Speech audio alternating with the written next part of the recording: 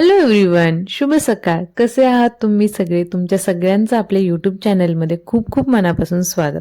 आज आमच्या दिवसाची सुरुवात झाली आहे आमच्या घरच्या मनीमाऊपासून. काय गो, कुठून येत ती? चल चल ना, तिकडून ये जा. आईने दरवाजा खोललाय. पण इथून नको, इथून नको, हो तिकडे.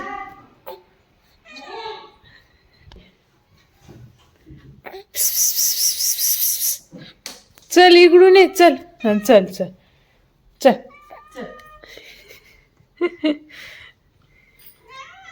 अगे काय म्हणे, काय म्हणू, किधर चली मॅडम?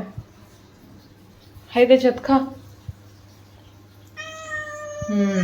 तू कशी खाशील ते? सरा तुझं खायला सोडावं लागेल म्हणून खा तेवढं आता. बाहेरचे कामं झाले आणि आईंनी देवघर साफ करायला घेतलं. देवघरामध्ये काही पितळी देव आहेत आणि काही तांब्याचे देव आहेत. आई 5-6 दिवसांमिळून तरी हे देव एकदम स्वच्छ धुवून घेतात. म्हणजे पितळी देवांचं तरी चालून जातं, पण तांब्याच्या देवांना पाण्याचे थेंब राहिले तरी त्याचे डाग दिसून येतात. देव साफ करण्यासाठी पितांबरी वापरली जाते किंवा कधी कधी भैया पावडर म्हणून बाजारात मिळते, त्याचाही वापर करतो.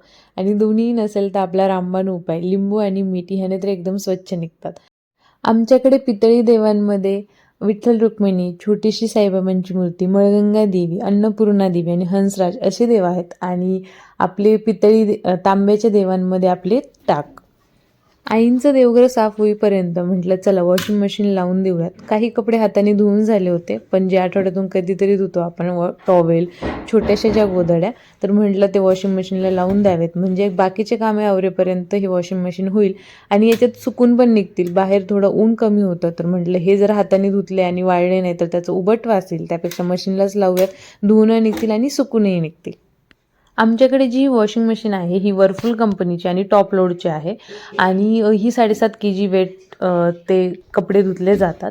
आमचा तरी रिव्ह्यू ह्या कंपनीच्या मशीनबद्दल तरी चांगलाच आहे, कारण की गेली 2.5-3 वर्ष झाली आम्ही ही मशीन यूज करतोय.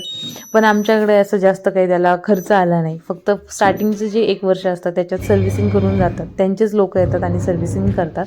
सर्व्हिसिंग म्हणजे काय, एक पावडर दिली जाते आणि ती मशीनमध्ये टाकायची आणि मोकळी मशीन फिरून द्यायची 1 तासभर.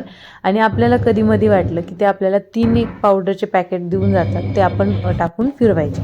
बाकी याच्याबद्दल असं जास्त काही बिघाड होतो किंवा वारंवार त्याची सर्व्हिसिंग करावी लागते असा तरी आम्हाला काही अनुभव आला नाही. आईंनी देव आणि देवाची भांडे स्वच्छ धुवून उन्हामध्ये वाळत ठेवली आणि देवपूजेच्या तयारीला लागल्या. गणपती बाप्पासाठी दुर्वा घेऊन आल्या. तुम्हाला माहीत आहे का गणपती बाप्पाला दुर्वा का आवडतात? एकदा अनलासूर सगळ्यांना खूप त्रास देत होता, म्हणून गणपती बाप्पांनी शिक्षा म्हणून त्याला गिळूनच टाकलं. आणि त्याला गिळल्यामुळे गणपती बाप्पाच्या पोटामध्ये खूप आगाग व्हायला लागली. शंकर बाप्पांनी आपल्या गळ्यातला नागोबा त्यांच्या पोटावर बांधायला दिला. विष्णू बाप्पांनी हातातलं कमळ दिलं, पण ती आग काही थांबेच ना. मग तिथे जमलेल्या 80,000 ऋषीमुनींनी प्रत्येकी 21 दुर्वा त्यांच्या डोक्यावर वाहिल्या आणि काय आश्चर्य की त्यांच्या पोटातली आग झटकन थांबली. म्हणून गणपती बाप्पाला दुर्वा आवडतात आणि आपणही गणपती बाप्पाला 21 दुर्वा नेहमी वाहतो.